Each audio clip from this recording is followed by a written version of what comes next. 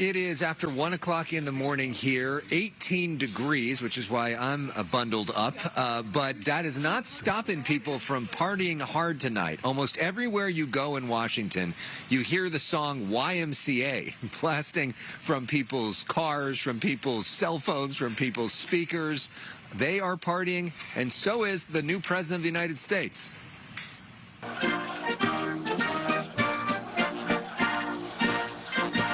The President and First Lady have their first dance at the Commander-in-Chief Ball, one of 3 balls he attends. I'll be coming home, wait for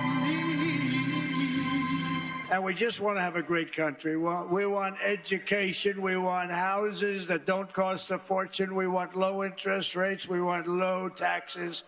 We want a strong, powerful military. We're going to have that. We did it once. We did it in 2017. We rebuilt our entire military. It was given away, a lot of it. Can you believe it? Given away, so foolishly given away. But we'll have it back again very, very soon. So help me God. So help me God. Congratulations, Mr. President. A day that starts with Trump once again taking the oath of office. People have wanted to do this for years. Includes an extraordinary 200 executive actions. Some signed in front of his supporters. Could you imagine Biden doing this? I don't think so. He declares a national emergency at the southern border and a national emergency over energy production. We will drill, baby, drill. He pulls the U.S. out of the Paris Climate Accords and the World Health Organization.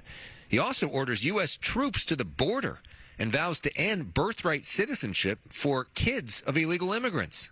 The crowd here going crazy for Donald Trump on the day that he becomes the 47th president of the United States.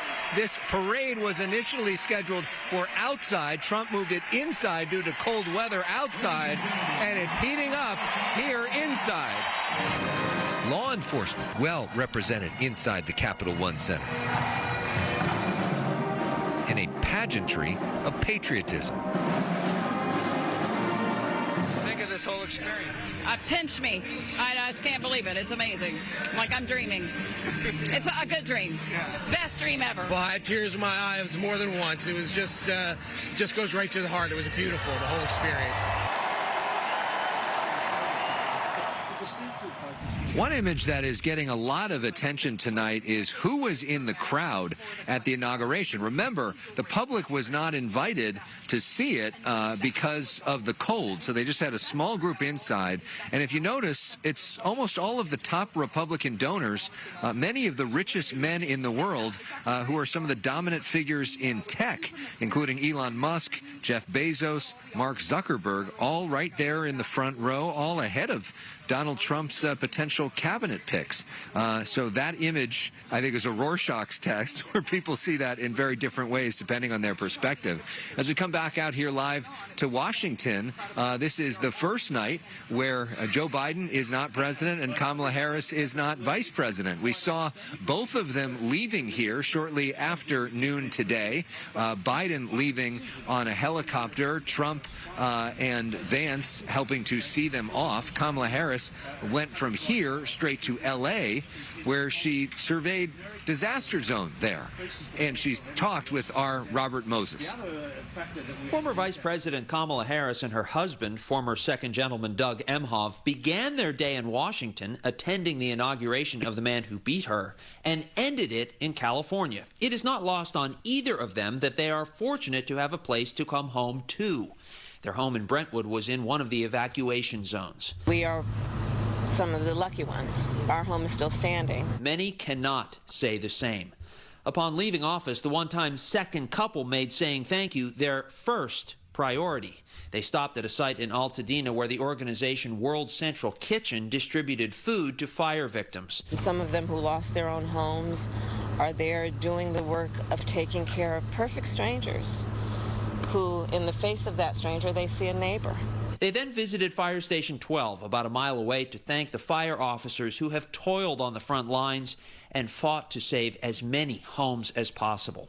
We know that at least a dozen or more California firefighters lost their own homes. I have met with countless firefighters who are out there battling these blazes while they know their own homes might be at risk. While the former vice president smiled often, it is safe to say this is not how she envisioned Inauguration Day unfolding. I'm super appreciative of her for her to come out. Obviously, I know she's had a very taxing day. Obviously, this is a huge day in the changing of the guard in our federal government. As she left the podium here at Fire Station 12, I asked the former vice president if she plans to run for governor in 2026. She didn't answer. While politics reigned in Washington, it seems the former vice president thinks that politics should wait for another day here in California. In Altadena, Robert Moses, Fox 11 News. Of course, it would have been surprising if she chose that moment to announce her run for governor, but it is certainly top of mind for most people in the political class. We'll see what happens on that one. But for now, here in Washington, it's all about Donald Trump. We'll have more from the ceremony here a little bit later on in the show. But for now, Marla, Christine, back to you.